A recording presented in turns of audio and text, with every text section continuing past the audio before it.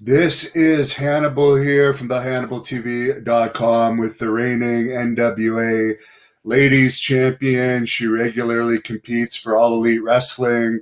She's been in Ring of Honor. She's been in Japan, Mexico, one of the top lady wrestlers in the world today, Thunder Rosa. Thank you very much for joining us. How are you? I'm pretty good. Just finished. If you see all this makeup on, it's because I just finished a photo shoot here in San Antonio. It was really cool. So, yeah, just trying to make out of my free time. What was that photo shoot for? Anything in particular? Well, I want to start selling some photo sets in my website, and also I am trying to start a Patreon page just to have an extra source of revenue. I mean, it's always good to have different sources of revenue, especially when you're an independent contractor. What is your website for people that want to visit it, just to get that out there? It's www.thunderrosa.net. And before we get into your career, you have a big match for the NWA United Wrestling Network this coming Tuesday, I think against Serena Deb. We have the link in the description of this video on how you guys can order that pay-per-view. It's only $7.99, or you can buy 4 for $23.99. We also have the link at thehannibaltv.com. But to start off, could you tell us a bit about this match? I think you wrestled her in All Elite Wrestling as well, so this is a rematch. Yes, it is a rematch, and they just released a promo that I made a couple of days ago, and it comes with a lot of feeling and a lot of, I will say, anger. I haven't wrestled in about a month, right? So I feel like I am a defending champion, and not defending the championship as often as I would like to really pisses me off. So on Tuesday, I get the opportunity to come back and defend the championship. Last time I won, it wasn't a championship match, but I have a lot to prove, especially with her, because she is a veteran and she is one of the best in the world, as I mentioned. But no matter what happens on Tuesday, she's going to have it hard. Very, very hard. I'm coming with everything, Hannibal. I mean, this week I started my MMA training. I mean, I'm going to announce it here. I'm actually getting ready for a fight very, very soon. I'm just waiting for my opponent, and we're going to give a date. So I'm ready for everything. Now, you mentioned you're going to fight. Is that going to be for Combate Americas again? We don't know yet. Combate said that they're going to start in February, but I'm allowed to fight other places. So before I get into the big howler, I would like to fight in another place, which we're looking for. Like I said, we're working on getting an opponent, and we will see. But these two are getting ready. Yeah, I know that you're going to have a lot of pressure on you this time. I watched your actual last fight where it was a decision, but you had a good performance. But do you think you're going to feel more pressure this time because you're more famous as a wrestler now, and you don't want to be 0-2 in MMA because that could affect your wrestling career a little bit? So is this a situation where you want to prove yourself that there was just something missing last time, or what's motivating you to fight MMA again? I don't think it's like pressure per se. I will challenge absolutely anybody in the wrestling business to just start when they're 34, and then you sport like I did, and train as much as I train. So I'm gonna give my all, and I'm gonna be absolutely ready on this one. Again, like you said, maybe it's to prove myself that I can do this and I can win. But I also I just want to do it because I love just training and fighting, and just the fact that you're so exhausted, and you just have to keep pushing, and you have to tell yourself that it's easy. It's easy. Like the more tired is, the easier it's gonna get when you get in the cage. So that's with the mentality I'm coming, and I'm coming for everything, honestly. I heard you say in another interview you've been working particularly on your boxing training. Who are you training with for boxing, and what are some of the skills specifically you're working on for your boxing to improve that? So right now, our coach changed. It's Midman Joe. He's been training a lot of the fighters here in San Antonio, and he has another way to see fighting, and I really like his style. He's like really old school boxing. It has a lot of techniques that he's teaching us, and he breaks it down really well. And I like how the mentality of having us going to other places for us to spar, so we can get the best that we can get from other people, right? Because if you're always training with the same people, you get used to it. You kind of find the openings and everything. And like I said, you still get better, but I feel when you go to different places and you fight different people or spar with different people, it's you're getting ready for everything pretty much. And what about your grappling game? Who's training you for that aspect of fighting? Diego Gamanal, he's our sensei or our coach in Brazilian top team, and I utilize a lot of the black belts that have been in that used to fight. There's a lot of veterans there that they used to fight for the Air Force. So I think in the next couple of months I'll be doing a lot of one-on-ones with a lot of them. Now, when you spar, how often are you going all out sparring, or is it ever all out? Because everyone has different philosophies. Some people will only go once a week heavy sparring. Some people 3 times a week. I'm just curious to know your views on it. Situational sparring. It's 3 times, Tuesday to Thursdays and Saturdays. Saturdays we go. There's another gym that comes to our gym, or we go to their gym from the south side, and all the fighters will fight together, amateurs and professionals. And I did it this time for the first time in a while on yesterday actually, and it was really, really good because everybody has a different style of fighting. So you have to be prepared for everything. You know, you have to do counters, you have to like play defense, offense. It was really good. I really enjoy it. Well, we wish you a lot of luck on that. There's a lot of MMA interviews on this channel too, so I'm sure a lot of the fans are going to follow you as you prepare for that fight. And maybe once it gets closer, maybe you could do a specific interview with us about that fight. But I know you were born in Mexico. You recently became a U.S. citizen. What was it like growing up in Mexico for you? It was hard, man. I mean, I was a middle child of 4 girls, and there was a lot of responsibility put on myself to make sure that my family was, moving along and getting what they needed. I started working when I was 14 because of the need of us. I didn't have money to go to school and stuff like that, so I had to pay for all my stuff when I was very young. So there was a sense of responsibility in the sense of like of doing more. It started when I was really, really young, and that I think that's what drove me to be the way that I am now. And as far as the Mexican wrestling, everyone knows that it's extremely popular there. Were you a fan growing up? Not really. I mean, unless they were on like soap operas and they were kind of like the popular wrestler, like Conan. He was on all the soap operas. He was a singer. He was an entertainer. And I think that's like the one thing that really caught my eye and my attention is those ones that were the entertainers, like El Santo and Blue Demon. They were on movies. And those movies I used to watch on Saturdays. So everybody knew who they were. Who else? Mascarita Sagrada and Tinieblas. Again, they were in a lot of movies. So that's like what I was more into it. People that were not only wrestlers, but they were into like doing other entertainment stuff. So it just didn't appeal to you because it was more acrobatic, or you were too busy with other stuff there to really pay attention?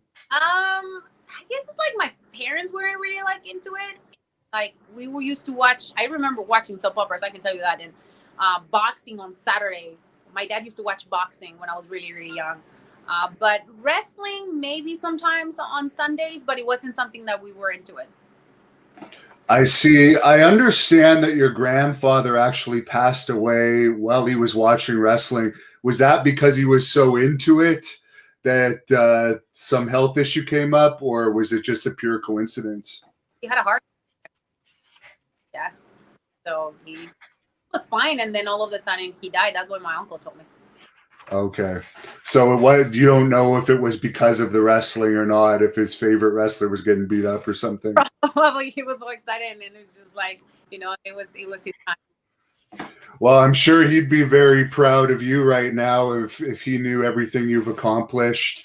I understand you were a social worker before getting into wrestling. I actually used to do that kind of work in group homes too. Yeah.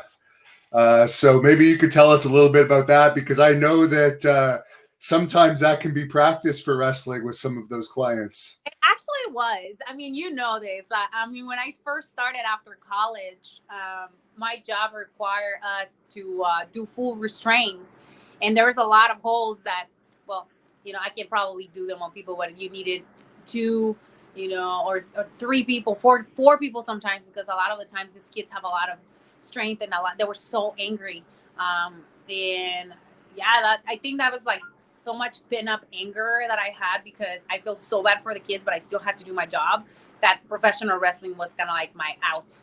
And I was able to misbehave during the shows and yell at the wrestlers and curse at the wrestlers. And that's why I really enjoy it. And some of those individuals, I don't know, you probably found this too, but they have like superhuman strength sometimes when they go off. It's actually amazing. Yeah, they do. There was one kid, he was 14 and he was probably like 250 pounds, 5'6", and he was scary. Like, he was like 14, 15, but he used to act like he was 7 years old. And I remember one time he ran away from me, and I'm like 125 at that time. And he ran away from me. He got into a heel and he grabbed the biggest rock he finds. And he tells me, if you don't move, I am going to kill you. And I'm just like, I actually have to like be here and be like, oh, hey dude, it's okay. You don't have to kill me. It's fine. You need to like put the rock down. And I'm just praying and like, can somebody just please come? Like, I'm going to get killed right now. And thankfully one of the one of the bigger staff came and he's like, hey man, just put that rock down. And then he was like, all right, fuck it. And then he just like threw it at me. And I just like, finally I moved. And then he just calmed down, and we didn't have, no, actually he had to restrain him. He had to like tackle him because he got really aggressive. And some of them too, they'll claw and they'll bite. It's almost like an animal, but I won't go in too much to that because I'm sure you have as many stories as I do. Yes. But yeah, I admire you for your work with that, especially as a female. Ryan says you're actually his all-time favorite wrestler, by the way. I'll throw that comment in. There was another fan on here, Steve, that wanted to know, was there a specific match that made you decide to become a pro wrestler, or what was it that made you do that path? Because I understand you were like 28 or so by the time you got into the business. I think seeing Drake Younger perform live, like he was like the epitome of like a wrestler. Like he was always working out. He had such a work ethic. And then after talking to him and like seeing him like doing like extreme matches and then just regular matches, I was like, holy crap, like this guy can go. And like I don't know, that's what really caught my attention. It was those people that work really, really hard and were really, really humble. So yeah, I used to see him a lot on Hood Slam when before I became a wrestler. And who did you actually train with to become a pro wrestler? I know there's a lot of schools over there in Texas. I train in actually in the Bay Area. I started in Pacifica, California. I was gonna do it in Hayward, California, in APW, but Roland Alexander passed away, so the school closed down. I lost all my money. Then I was looking for another school, and they opened another school called Gold Rush APW Boot Camp in Pacifica, which was like 45 minutes from my house. And I started training there with Mark Carlos and Dylan Drake.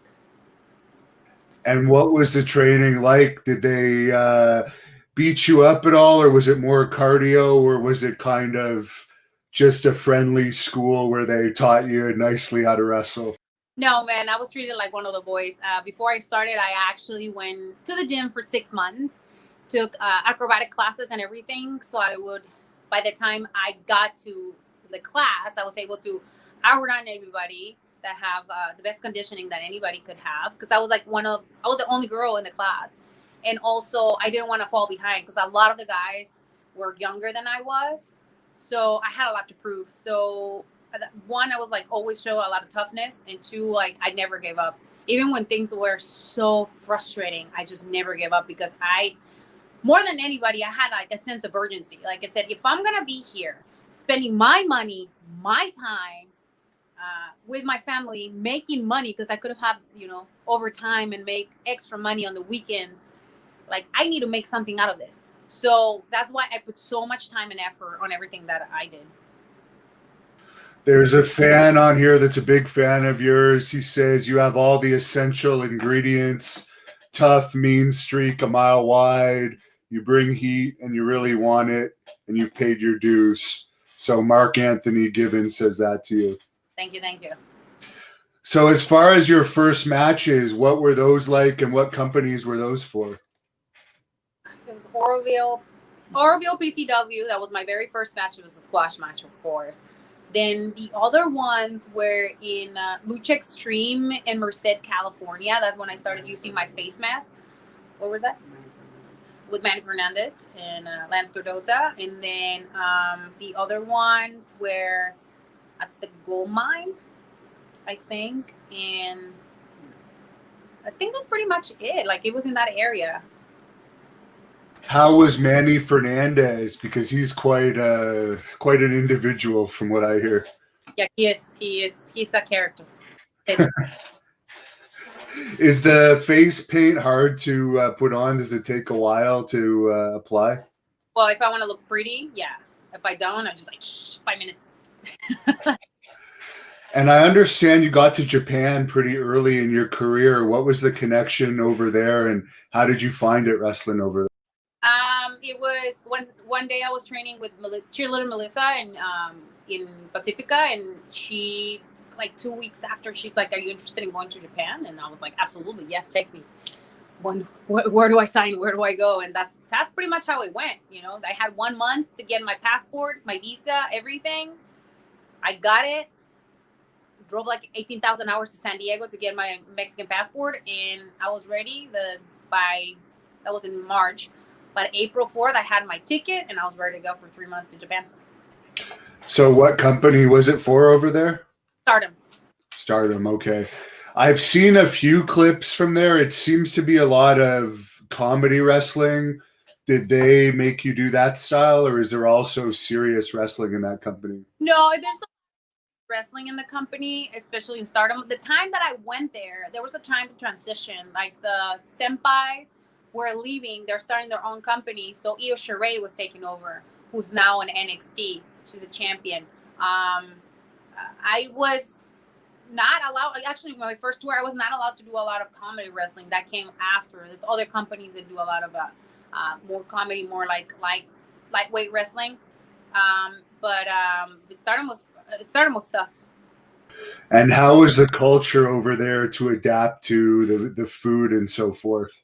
I love Asian food. I love Thai, Vietnamese, Japanese. For me, it was like it's easy transition. I love vegetables. I love raw meat. I like, the only thing I didn't like was raw horse and chicken. Like, that was like one of the two things that I didn't like to eat, but I didn't want to be disrespectful. So if they serve it to you, you eat it, you know. So I will do that. I learned how to love the culture, because there's, you go to other countries, and you can't really be judgmental of their cultures because you're not from there.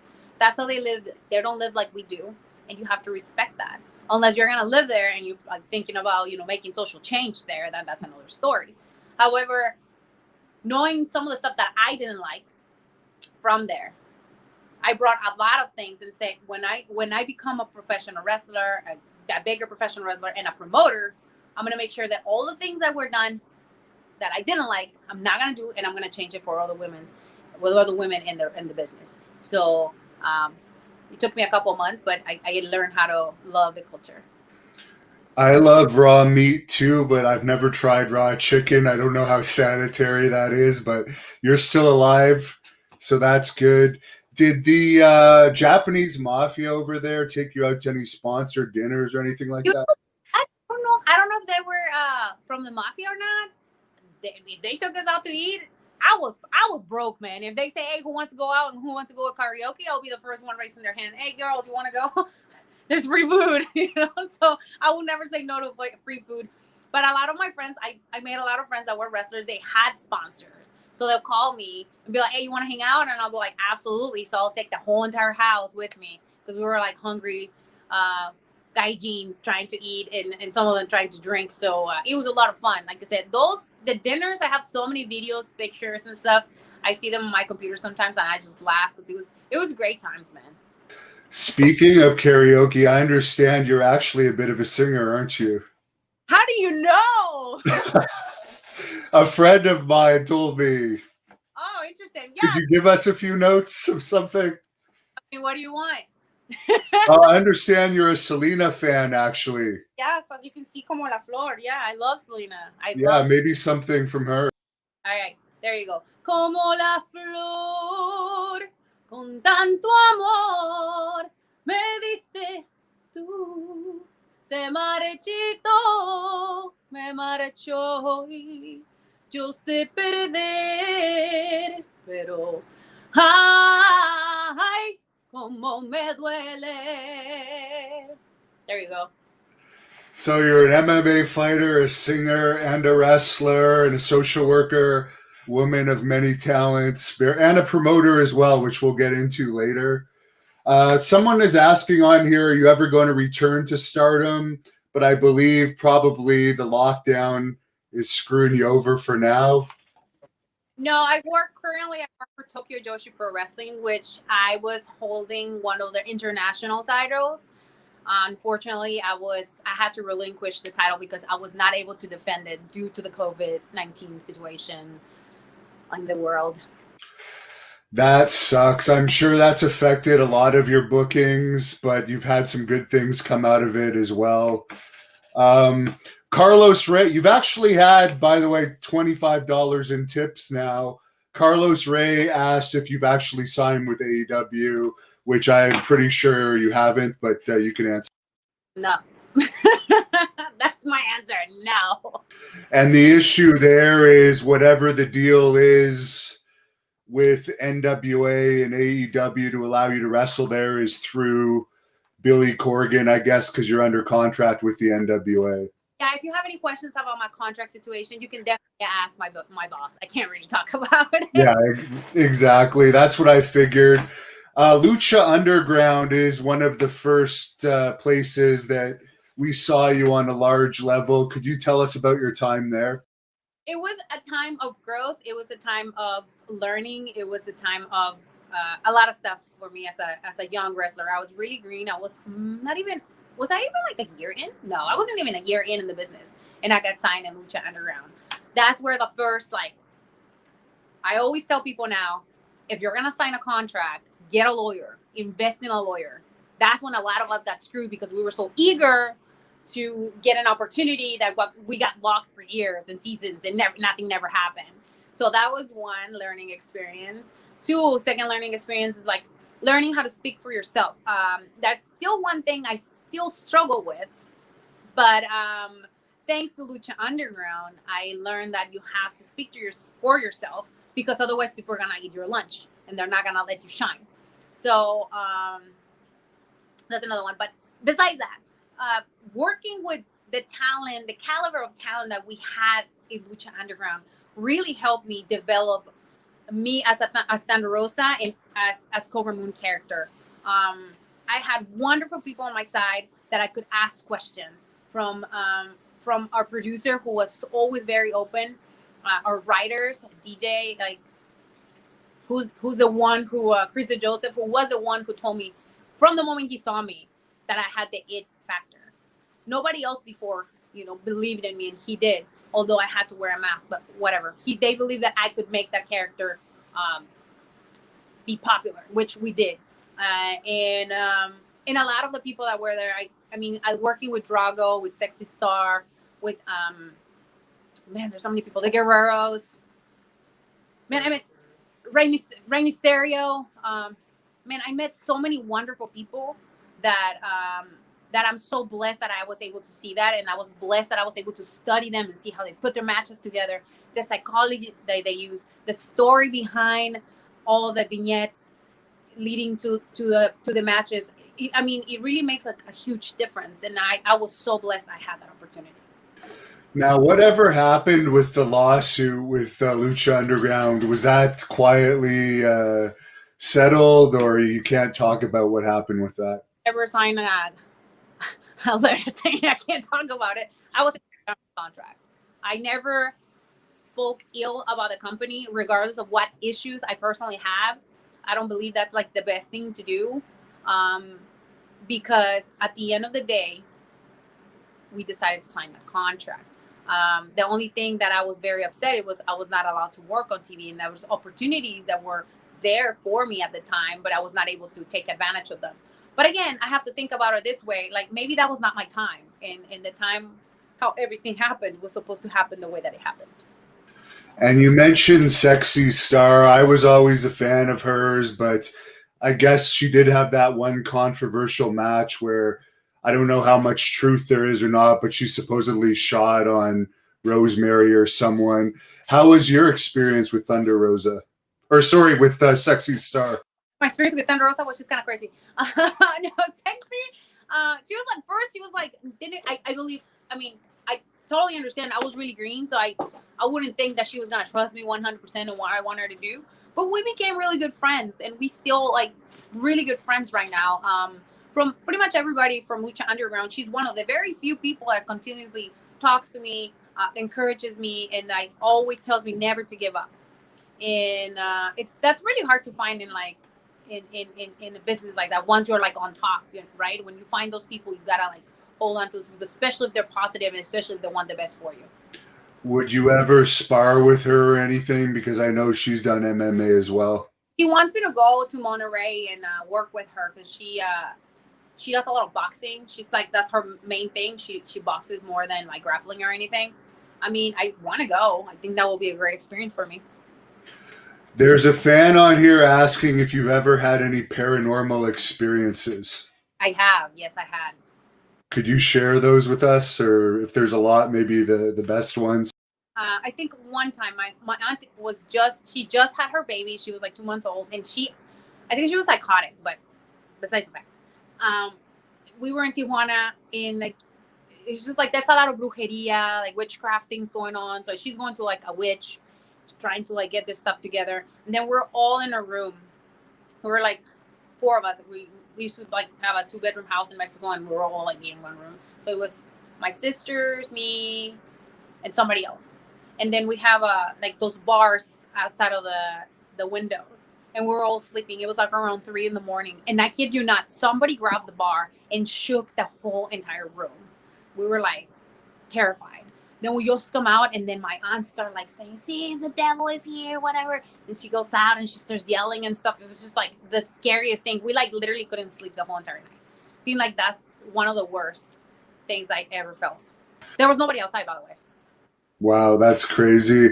What about UFOs? We do cover UFOs on this channel. Any experience with that? You know, like when I was younger, my uncle, rest in peace, he was a firm believer that UFOs existed. So we used to go camping in this lake, and there was always sights of UFOs. So we were still really, really late for us to see them. So he had a lot of videos, and he really believed in those. So we were like, look for the videos and stuff so we can take them, and then we'll send them to like some guy that was super big on UFOs in Mexico. Now, there's a fan on here that wants to know if you've ever been involved in a rib or if anyone's played one around you that you've witnessed. Yes, there was this guy. He wanted to date me.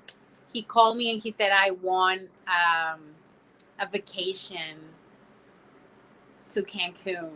And he's like totally ribbing me for 30 minutes, and I'm all excited talking to him. He says, "Oh my God, we're gonna go to Cancun." And he starts like laughing. It's like, "Hey dude, it's me, whatever, like whatever." And I was so mad. I cursed at him and just hang up the phone and never talk to him again. Now, you wrestled for Ring of Honor quite a bit. How was your experience with that company? It was I had fun.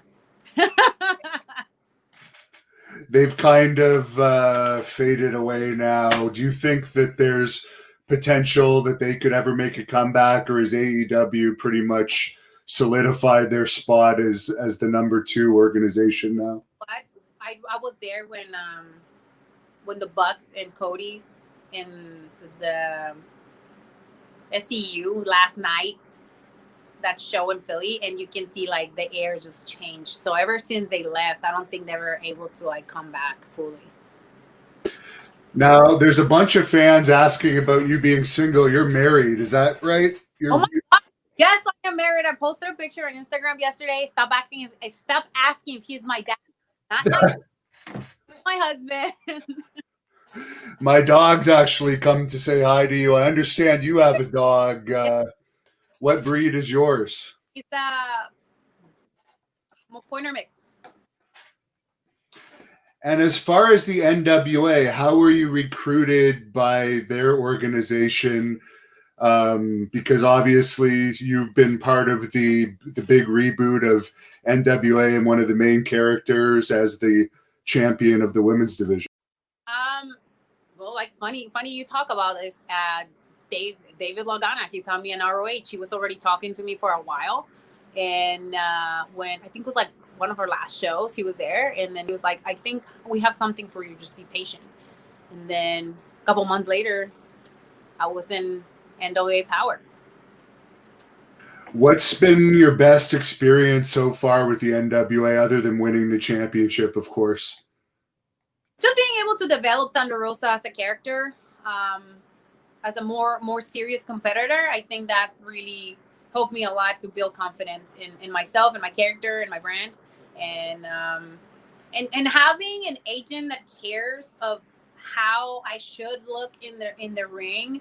That's Trevor Murdoch. He's really been it's somebody that I trust when I feel like lost or I feel like I don't have enough confidence. I always call him. So he's an agent as well as, I guess, he's now the national champion of the NWA. Who are some of the other behind the scenes workers in the NWA that we might not know help put the matches together? Jesus, there was a couple people, but I work with Trevor mostly. So it's like WWE, where like if one of the top stars has an agent that they work well with, they kind of stick you with that person. I think it's important. Like you build a.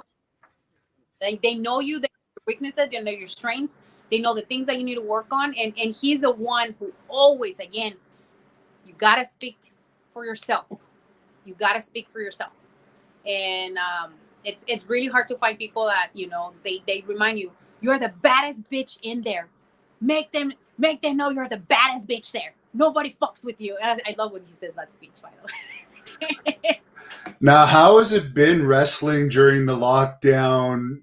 I mean, NWA had the smaller studio crowds, but to be out there in front of no crowd, it's got to be an unusual experience. You know what, Hannibal? Not really. It's something called custom matches. At least me, I've been part of them since I started wrestling. So we're wrestling in front of no crowd, and I think that's a great way to practice a lot of your new moves. You're training. When you're training, you train in front of nobody. Sometimes like it's just you, your friends, and your coach, right? So for me, it hasn't been like any different. Like I even put more effort in it because you have to even show even more emotion, more on everything you do because people are watching it online, and you have to pay attention to the camera angles and where you're putting things together so people can actually see what you're doing. KJ wants to know if you ever worked with Jazz. Oh my God, she is my homegirl. I love Jazz. I actually, I'm doing a lot of projects currently with her, and I'm really excited to announce them in the future. I've heard you say in other interviews, Sarah Stock is someone that you'd really like to work with. She was popular in Mexico before she was a WWE trainer. Is that something you still want to have? And what do you think about her recent news that came out a couple weeks ago, her unfortunate... No, I didn't get to read exactly what happened. I know that she's out because she took a picture with ODB. But I really admire her as a professional wrestler because when I first started wrestling, I used to follow her on social media. And I sent her a random message. This is even before I started wrestling, telling her why she was one of the few women that I felt connected to. And she took the time to answer me and to encourage me to become a wrestler. So when you see those examples, like I follow that example, would somebody text me or not text me, sorry, DM me or something in terms of like, oh, I love your wrestling, or they send me a letter on my PO box. I try my best to respond to them. And because again, it's like you never know the change that you can make in somebody's life just by answering something like that. Dusan wants to know if you ever had a WWE tryout in the past. No, I never had one. Well, now the WWE isn't the be all end all of wrestling, thank God. There's other companies coming up where you have the freedom to do MMA too and work for multiple promotions. So that's great. How did this whole AEW situation come about? Because as far as I know, you're the only NWA wrestler that's been able to cross over to AEW. Well, you can ask Billy and Tony Khan. They made it work. I guess you were excited about it because I guess NWA wasn't running at that time because they only started these weekly pay-per-views in September. So I guess it was a job opportunity for you. Absolutely. It was a great platform. It was an international platform that helped me tremendously on my brand and also has helped the NWA be seen in a different way. Because a lot of people that were not acquainted with the NWA after they watched me wrestle, and I mentioned that I'm part of the NWA Power, they went to YouTube and saw the old show that we had there. And also, they purchased a lot of the merchandise on the NWA.com. So it was a win-win situation for everybody. What's the difference in the backstage environments between the two companies? I know you're already friends with a lot of the people in AEW, but is there a big difference? Well, if you're new, yeah, absolutely. Like you just, you're kind of like, I don't want to step on anyone's toes or anything. I honestly came here. I was like, "What's up, guys? I'm from the NWA. Come here, visit. It's nice to see you all. Let me see what I want to learn." But you know what? They're very open. Like every time I wanted to try something new, or if I was curious about production stuff, or if I was curious about the writing part or anything, they were really open and they like welcomed me with open arms, which I do really appreciate. And a lot of the production people, that were really nice to me, and because I want to do production. I love like camera angles and what are like based on what Tony and everybody else that is writing the stories, what they want to see on TV and what people get to see on TV. That's what I'm super interested in. So when I asked them, they were like more than welcome to let me see and learn, and I really enjoy my experience. Now I have to ask you about, you were in the news like a month ago because of some 5-second thing with Ivalice where she stopped selling, apparently maybe it was just an accident or something, but is there anything you can say about that situation that seems to have made every single news site back in the week that it happened? I don't know. No comment, man. You can no comment. Because you guys were friends, right? You would have been No, I'd rather not say anything. okay. Now, as far as your company, it's an unusual company because, from what I understand, every single person that works for it, maybe your husband might also work for it, I don't know, but pretty much it's all females, right? From Yeah. the ticket takers to the referees. Could Yeah. you explain to us how you came up with this idea? Well, actually, we rebranded our company. It's owned by my husband, one of my best friends, Jeremiah Wilkinson, and I. We used to do it for fun, and then after the speak out happened, my husband had the grandiose idea to say, "Hey, Mel, you're taking over this thing. What's up? It's gonna be run by women. Let's start booking nothing but women." And I'm just like, okay. So that's why we started, our photographers, our camera girls, our agents, our booker, our web designer,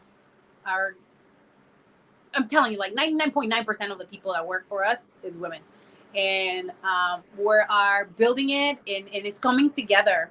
And a lot of women when we put ads on Facebook or on Instagram, "Hey, we need a camera girl who wants to learn production," we are receiving a lot of emails and a lot of interest, not only from women, but other like professional wrestlers that want to learn how to do all this stuff. So it's really, really good. And the amount of support that we're receiving from sponsors, it's incredible. We actually run one show. We sold out, and we were the highest pay-per-view on Title Match Network. We had like almost 3,000 people watching it at one point for a small company like like we are. So we are very proud of what we're doing, and definitely we're really focusing on developing women in the business, in all aspects of the business. And actually, Jazz is our agent. So now you see, because somebody asked me how does it feel to work with Jazz, and she's amazing. Well, women's wrestling, I think, is at an all-time peak in popularity. Our company here in Great North Wrestling, when we're able to run again, I'm actually going to make it half women, half men matches, just because women's wrestling is so popular. But Steve wants to know if you'd ever wrestle for our company up here in Canada, Great North Wrestling. There's a lockdown now, but would you ever come to Canada to wrestle, or have you in the past? I have come to Canada to wrestle in Vancouver. I did a show. It's a lucha show that they have every summer. It's a really fun show. And I also work at another company too in Vancouver. Oh no, British Columbia. So those are the two ones that I have done so far. Okay, so we're going to have to get you up to Ontario then next year, hopefully, if this ever ends. Hey, I'm ready. It's just, you can contact WA and they'll let you know. Very good. There's been a bunch of fans that have wanted to know your thoughts on Tessa Blanchard. Have you ever wrestled her? And where do you think she's going to end up when she finally signs with a company again? I mean, my experience with her in the ring has been, she's very, very, very professional. We had really decent matches. I really don't know what her path in terms of her career. I mean, I know her husband, and he's a really nice guy, and I know that he's been training with her a lot so far. Like I don't really know what's going to happen. There's been a few fans on here that have wanted to know your thoughts on this Alberto Del Rio situation. I know you probably worked with him over the years in maybe Mexico or Combate Americas. Have you heard about any of this stuff going on with him? But what you guys know, that's what I know. Whatever I read on the dirt sheets or online, that's what I know. And it really breaks my heart because I worked with him last year very closely.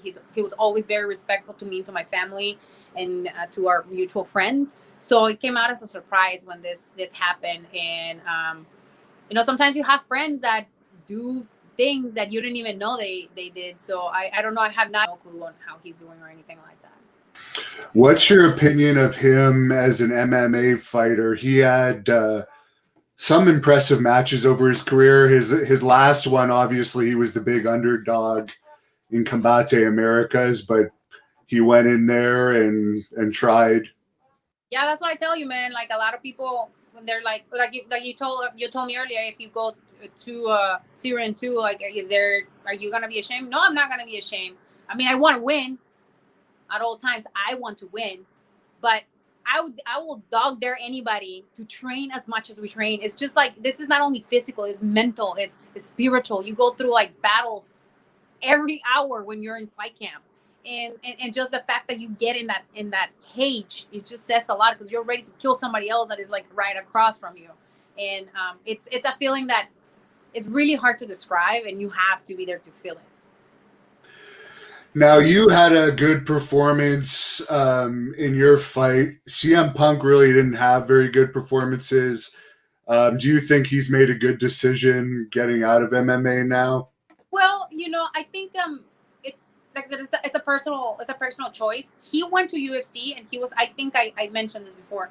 He's fighting with high level guys. I'm not sure if he had any amateur experience. Like, I didn't have any amateur experience, but I was able to go the distance. And I think if I would have trained for a whole year, things would have been completely different, honestly. But I mean, he went and made his money, man. I think sometimes it's like you either fight for pride, you fight for money, you fight for other reasons. And if he did it for money, I mean, he got his money, he got out, and he got a little gig in the UFC. So and that's just something else to put on his resume. So again, it depends on the person. If he feels like he went there and did it twice, and he's like, no, I suck at it, I'm good, I'm moving to the next thing, fine. I mean, everybody should be allowed to do whatever they want. Is their body. He put his body through like hell.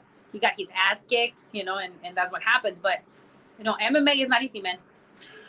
Yeah, as you said, I think he made around $1 million for his first fight with bonuses and 500,000 or so for his second. So at least he got the big paydays. I've seen the picture of you with Road Warrior Animal. Kevin is asking about your relationship with Road Warrior Animal, who tragically passed away. You know what is so interesting? Because that night, that was the first night that I met him, and I was kind of like scared to ask him like questions, but he was so open and so nice, and we talked for a good hour about Japan, and he told me all his experiences about Japan. He was giving me the numbers for his merch guy.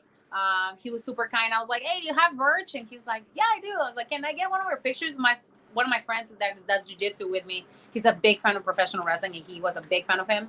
So I got him an 8x10 signed by him, and I mean, I had a really good memory. He let me wear his little Chicago thing, the football thing with the spikes. So I was like all excited, like a little kid, and he was super sweet, man. He was a kind man. He was very, very kind to me. He didn't have to spend no time talking to me at all. Now, you've mentioned cheerleader Melissa earlier. I've interviewed her recently. Do you have any memories of her to share with us? She never really got her big break. When I first started, she's the one who opened the door for me to go to Japan, and I know that she takes some girls under her wing. Like when we first started talking, she will like tell me how to do certain things, how to like post for my pictures. I'm a very curious person, and I always want to do better. So I always went and asked her a gazillion questions whenever I was first started, and she saw that I was like, okay, she got it. She can do it on her own. She, like I said, she was very kind when I first started wrestling. Ryan tips you $5 and he says, besides winning, what's the one thing you hope to gain out of your next MMA fight? A lot of sponsorships.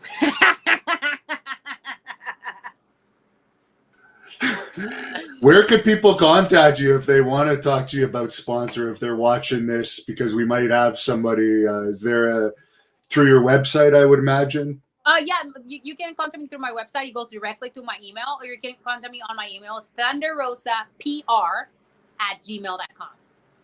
There's been a few fans on here because Halloween's coming up and you have kind of a spooky gimmick.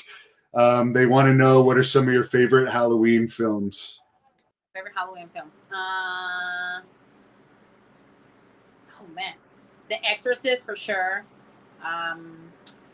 What is The Devil's Rejects? I mean, that's not like a super scary movie, but I really like Rob Zombie movies. That's my favorite though. And then other one that I watch all the time. Which one's the other one that I watch all the time? I don't even have time to watch TV anymore, but those are like that I have to watch. The Halloween that Rob Zombie did was pretty good too, I think. Which one?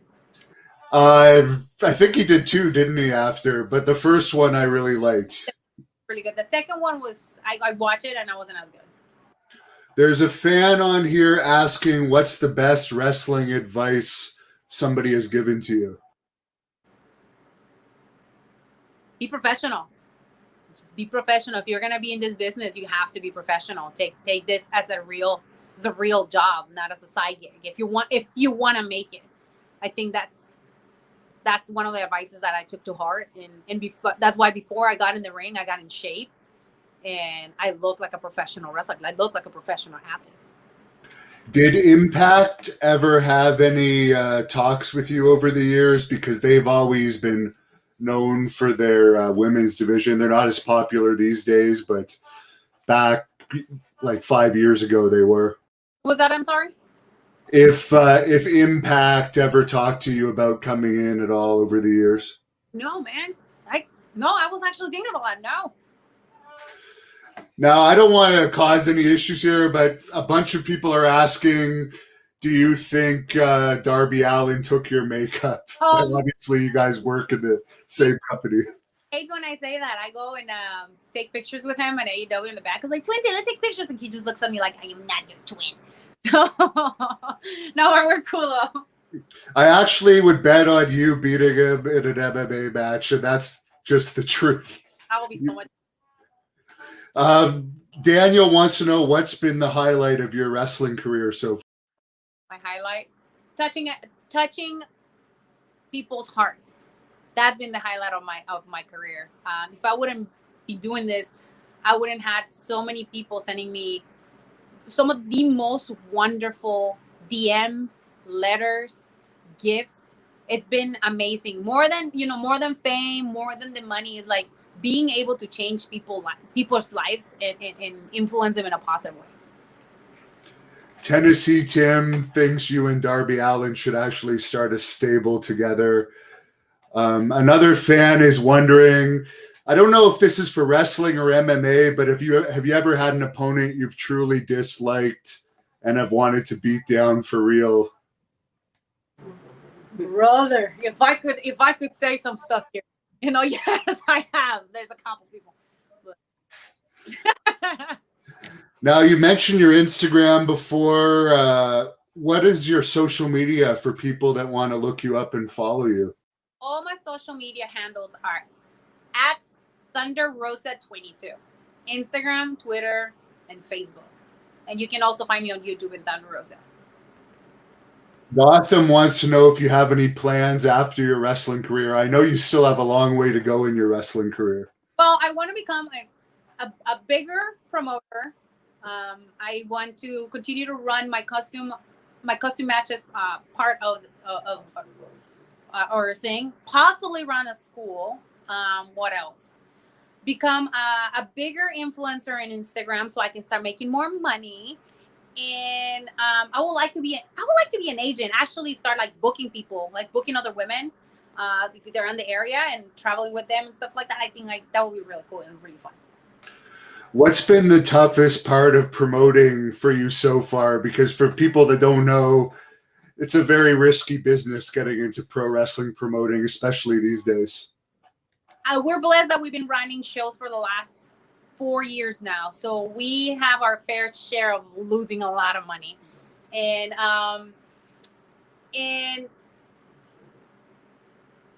we learn from those experiences. And what we do now, it's more valuable, and the things that we put out there is people things that people really want to see. And I think that's why the business is growing, even though we're in a very difficult time of professional wrestling. And using streaming and just creating community with the people that we work with, I think is very important for a successful company. Papa Shango is asking if you remember your match in Phoenix Pro Wrestling against Shotzi Blackheart about 2 or 3 years ago. I'm thinking, yeah, I remember that. It was like a 20-minute match. I think that was the last time I was in pro wrestling. Steven tips you $20. Thank you for answering all these questions, he says. I see you on Friday, Steven. Adam wants to know what your dream wrestling match would be to have. I don't know, man. My dream match would be somebody when I get in the ring with somebody and it's like super easy and you create magic. I can't really pick an opponent right now, but it's like just get there and you're like happy to see each other and happy to work with each other.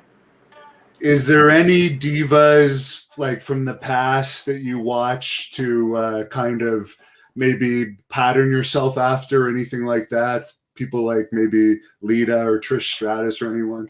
No, I will say more of like character-wise, Sherry Martel. Like she was really out there, and people even now people really know who she is because of how she was and how she portrays herself and how she fed off the people that she did valet or manage. I really like that. I really like how her storytelling was. And even when she was wrestling, when they were putting the matches together with Luna, it was great. Like before and then during the match, like people were completely invested in the match. Like those are the type of people that I like. I like following and watching their stuff. Mark wants to know what your experience was like with women of wrestling and what the story is of you changing your gimmick from Cobra Moon to Serpentite over there, which I might be mispronouncing. Well, with that was, as you know, I guess I am the lucky one in this business that can do crossover. And at that moment when I was doing Cobra Moon, that's when I was getting my transition to leave Lucha Underground. So therefore, we need to create a new character in Women's of Wrestling created Serpentine, and that's how Serpentine came about.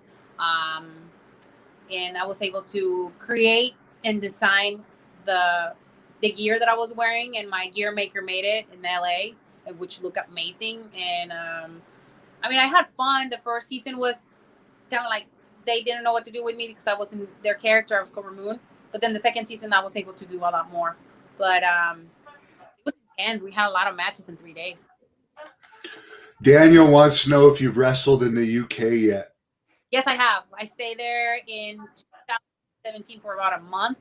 I wrestled in very different promotions in different parts of the UK. I think the most memorable one was when I did Lucha Britannia, and I wrestled the Diabla Roja, which I had so much fun. I love Lucha Britannia. I love the people who run the show, and they were very kind and very, very sweet to just open the doors for me to be there. There was a fan earlier from Australia that also wanted to know if you'd ever wrestled in Australia. Hey, boo boo, you want to fly me to Australia? I wrestle in Australia. Take me. Have you ever wrestled for Booker T's company? Matt R wants to know. Obviously, they're also based in Texas. No, I have not. Like, our schedules were always like didn't coincide, so I was not able to wrestle for them. And I have to ask permission to the NWA for me to wrestle. Now, I know most wrestlers today, so I'm not holding this against you, aren't big on kayfabe. I notice you do sometimes, other times not.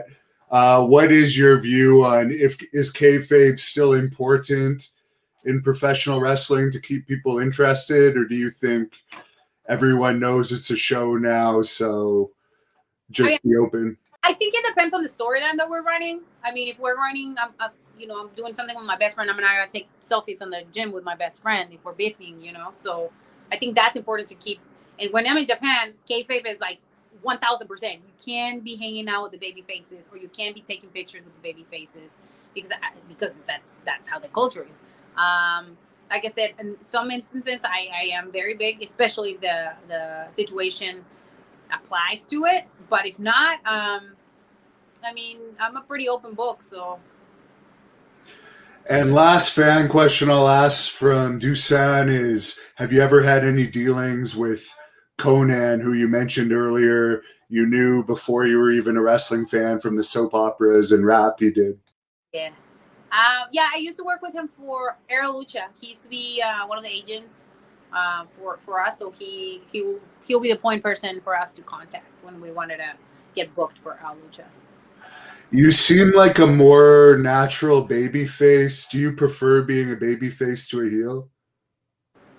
Well, I like to be a heel because I just can unleash all the anger that I have that I can never let go. But baby faces, I like it because it's just like that's been my life, the struggle, and I gotta sell all the time for all these bad people that are doing me wrong. And we have some Puerto Rican fans on this channel. We cover stuff from there a lot. Have you ever wrestled over in Puerto Rico? No, but I am about to go to Puerto Rico. I'm super excited. I will give more news later. I'm going to be working with a lot of the ladies out there. So it's going to be. That's good. Is there anything you want to plug or mention before we wrap this up? I really appreciate you taking the time to speak with us today. Yeah, I want to thank absolutely everybody that tuned in to watch this live feed. And also, don't forget that November 6th, we have our tournament Out of Hell. And it's going to be live. If you're not in Texas, you can see it at TitleMatchNetwork.com. And if not, go to MissionProWrestling.net and get your tickets. We still have tickets available. We're almost sold out. You can also purchase all our merchandise out there, and you can go on thunderosa.net and get all my stuff. Ryan Romano, I'll be seeing you November 6th. Well, that's excellent. Of course, next Tuesday, as I mentioned, we have the link in the description, and it is at thehannibaltv.com. You are wrestling Serena Deb for the United Wrestling Network NWA pay-per-view. Do you want to close this interview off with a message for Serena Deb and why the fans should buy that pay-per-view for $7.99 to see you defend your title? Because I know you have no plans of letting her take that title from you. Just be ready to see me the most furious and the most angry that you ever seen me in the ring. and I hope she's ready